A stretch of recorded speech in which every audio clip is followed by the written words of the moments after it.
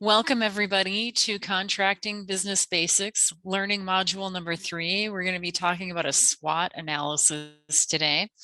I'm your host, Lori Rawlings, the Executive Director of the Plumbing and Mechanical Contractors Association of Oregon, Southwestern Washington, and Northern California.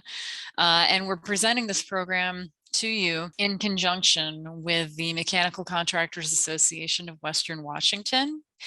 I just want to give you a little reminder up front.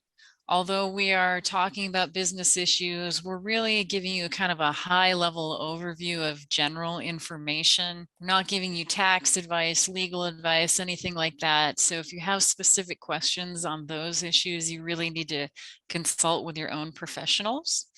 And at this point, I'd like to turn it over to our instructor, Hank Brancasio. Hank, welcome. Thanks, Lori. I appreciate being here and getting up to our third learning module. We've now done 2 of them, account management and building a financial roadmap. Now we'll jump into SWOT analysis, which is, again, more business planning. It's not about let me throw a bunch of Jello against the wall and see what sticks when I'm planning a business. It's about strategically figuring out what are my strengths and weaknesses? Where can I go get work from? Who's threatening my business? And so that's what we're going to talk about today. And I think people will find it informative. Now, some people may have been through a SWOT analysis before. It's pretty common in business. Doesn't matter whether it's a mechanical business, an electrical business, or manufacturing business. SWOT analysis have been used for many, many years. It's a great opportunity to look at your business as a whole or look at individual departments within your business, because you might, what is considered a strength and a weakness in one department may be entirely different in another department. So we're going to talk about it as it relates to your overall business today. Yeah, and before we get into it, SWOT is an acronym. Can you help us understand what the acronym stands for? Sure.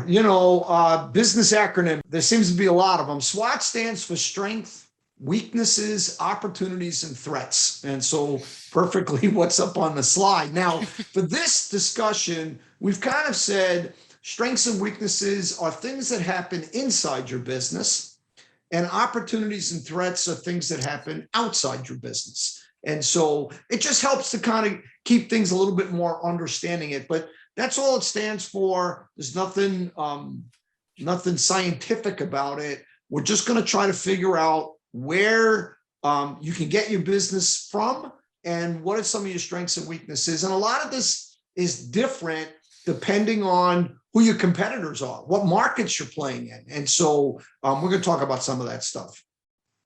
Excellent. So strength inside your business. Again, a lot of this has to do with who you're competing with. So I'm going to pick on the first item, which is a service department. Not all mechanical contracting businesses have service departments. A lot do. But if you're competing with somebody who doesn't have a service department, or if your service department just gives you an edge in the marketplace, maybe you got a great service manager, maybe you got a really competent service department.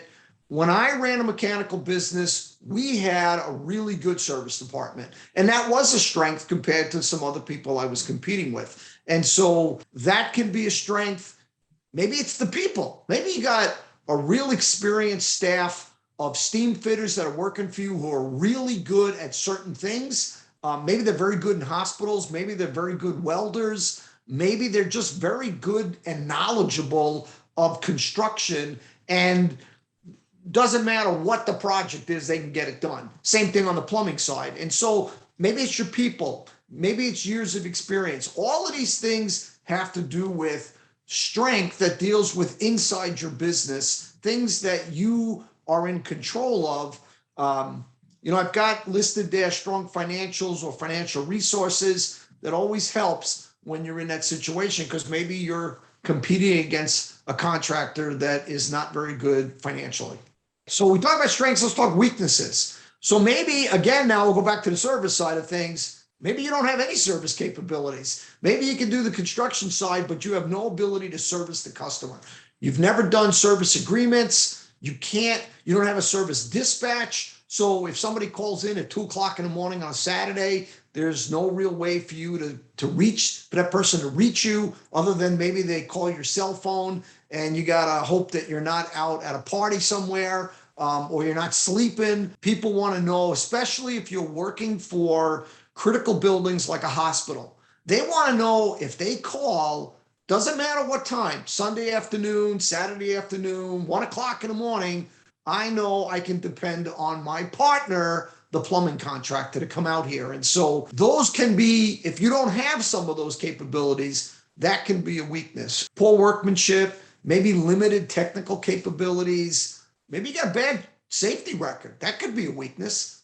So I think you have to, when you write down weaknesses in your business, when you try to do the SWOT analysis, you have got to use honesty.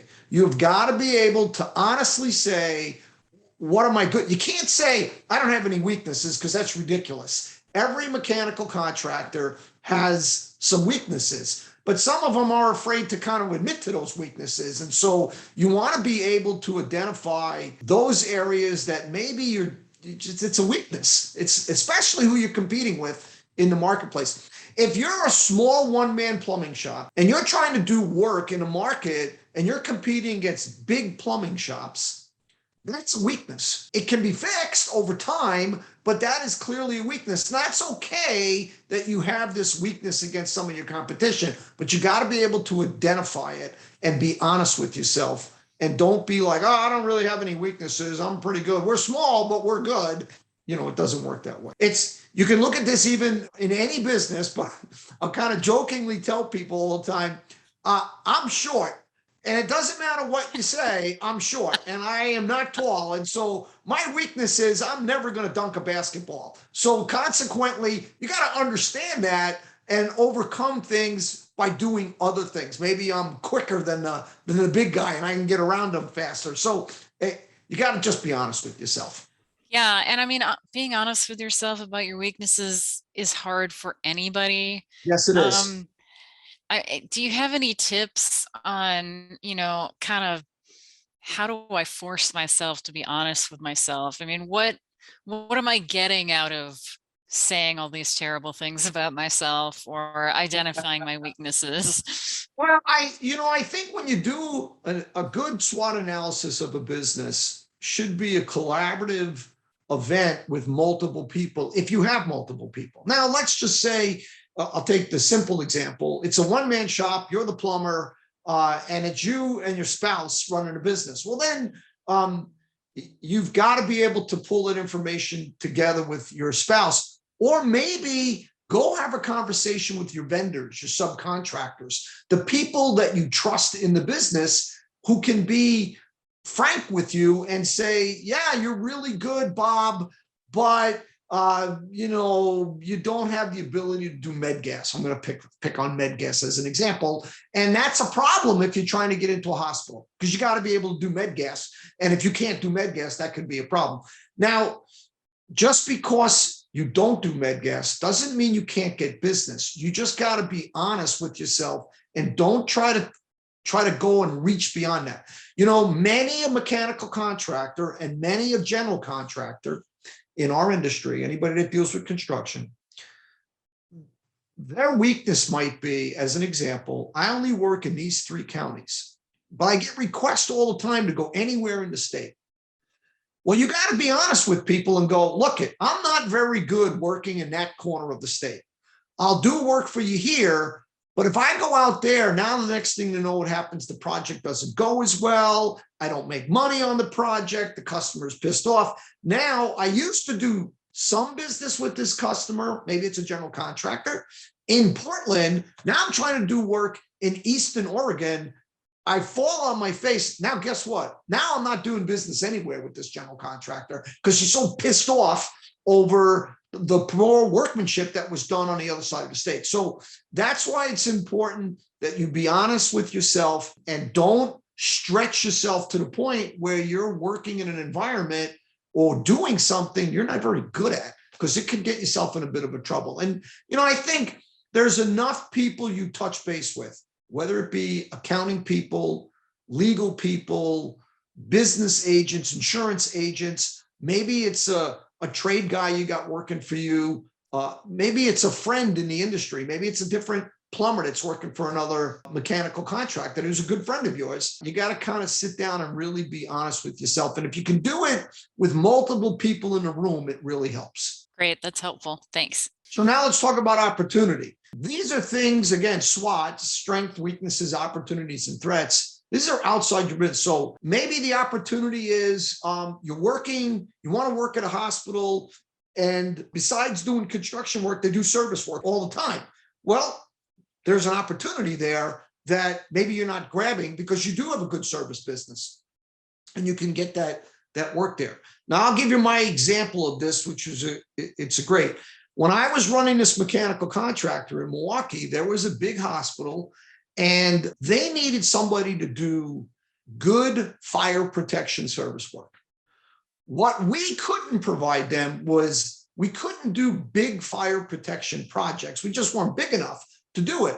And I kind of knew we could do good service work and focused on that a lot because the people they were hiring to do the construction projects didn't have good service departments because it just didn't think it was important enough. We happen to have a good service department. And I waited and I waited. It took 2-3 years. And finally we got in there to do service work.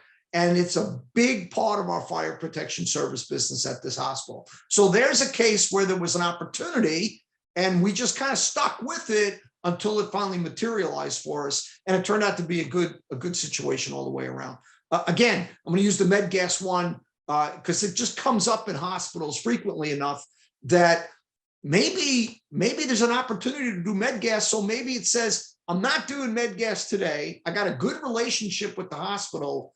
Maybe I need to learn how to do med gas. Maybe I need to get somebody who's certified in med gas because I can get some work from this customer simply because I've already got a relationship with the customer. I just don't have the capability of doing it. So I'll go hire somebody. So in the contracting business, sometimes hiring somebody who's got a certification or has capability, that can really lead to an opportunity from that standpoint.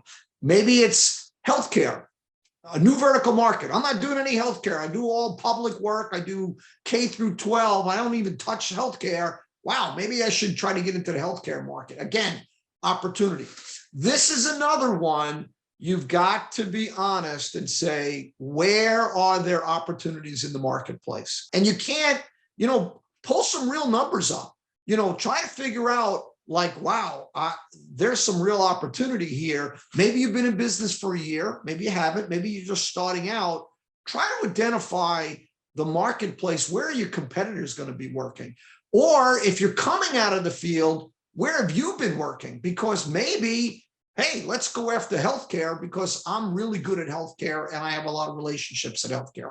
Yeah, so I can see how this kind of ties in with something we talked about in learning module number 1, which is account management, where you're kind of laying out like, here is a high opportunity, good relationship. Here's high opportunity, maybe weak relationship. I can see that you're going to kind of be analyzing things in the same way as you're doing this opportunity part of your SWOT analysis. The fifth bullet item down there, new horizontal market, a GC or develop. Maybe there's a general contractor or developer in your geography that you just never did any work with. And they're a really good developer. You just never did any work there. Go see them, go talk to them, because maybe that will open up opportunities to get some new work that you didn't even know existed before. Again, it's not about close your eyes and throw darts at a dartboard. It's analyzing your markets and figuring out where you can get business, particularly if you're starting a new business. If you're starting a new business, you got a blank sheet of paper, you sure don't want to start this business, go down this path, and then find out, oh, I wasted all my time trying to get work at this one customer and there's just no business there to be had. And you need work coming in, you need cash coming in to pay for your business. So I think it's going through a SWOT analysis is a great way to identify where you should be playing in the market. from that standpoint. And to be perfectly honest with you, you're going to have customers, if you're starting out, that are going to go, what are you guys good at? Okay, you're starting this business. What are you good at?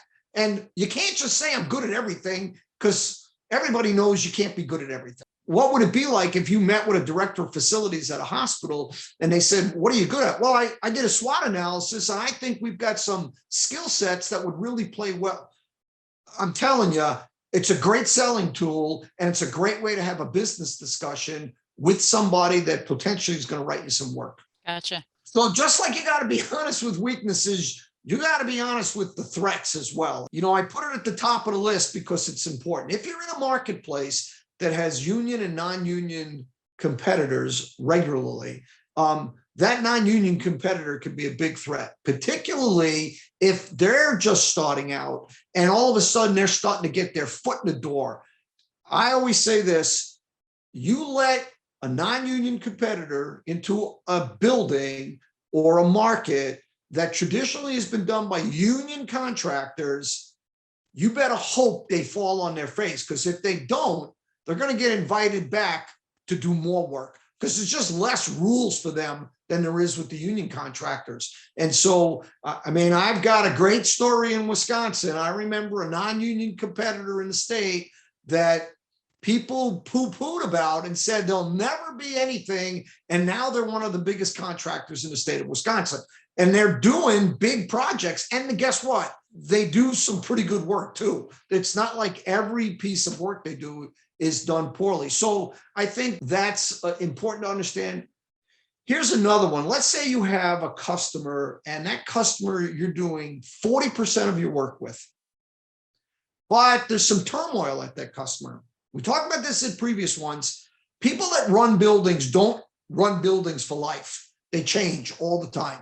Well, guess what? Maybe you got a relationship with one person at that facility, and that person leaves.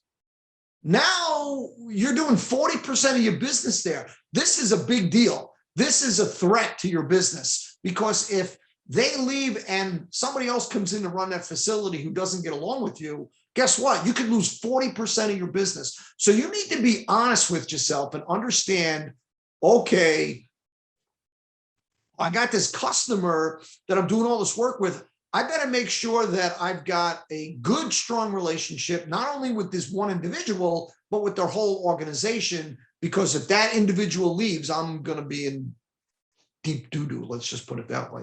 From that perspective, economic slowdown is pretty obvious. Anybody that's been around and lived through the 2008 to 2012 understands what that is. And guess what? There's not a darn thing you can do about it.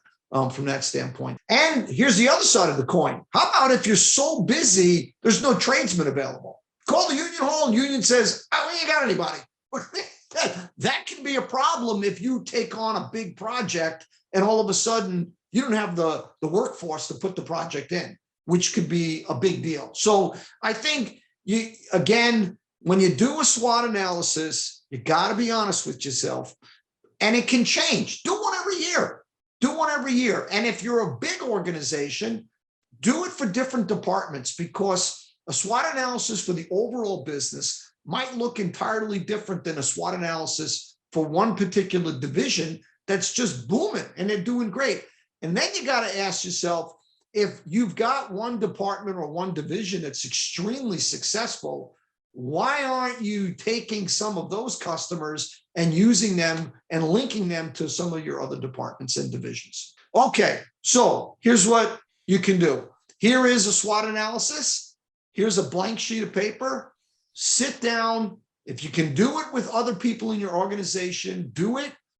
Do it once a year. Do it for different departments. But it doesn't have to be a long list. Your strengths could be, strengths, opportunities, weaknesses, and threats could be 2-3 items each. It doesn't have to be 6-7. Don't make it more complicated than it needs to be. Don't dwell on it.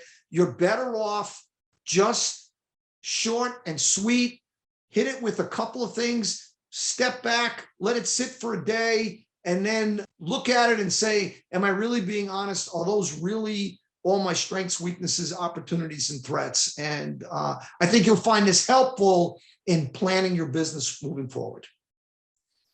Yeah, I agree. And one thing that occurred to me when we were talking about one of the threats being losing a key customer is, boy, it sure seems like a threat would also be putting all your eggs in one basket and not having a diversified enough customer base. Is that something you've seen, Hank? Absolutely. And it's something that your banker will bring up. If you don't bring it up, the bank will bring it up, or your accountant would bring it up and say, hey, Bob, do you know that 60% of your business is coming from this one general contractor? Because sometimes you get so wrapped up in the business, you can't see the forest for the trees. And so, but an accountant that's doing an audit or a financial review at the end of the year, or your banker would say, I was going through all of your accounts and where you're getting your work from, and 60% is coming from this one. What happens if that customer leaves? Bankers get nervous when they see that. They'd rather see where your business is spread out over 10 accounts with not one account being more than 10%. Because then it's a situation where, okay, if one person leaves, you lose that account. Well, guess what? You're only losing 10% of your business.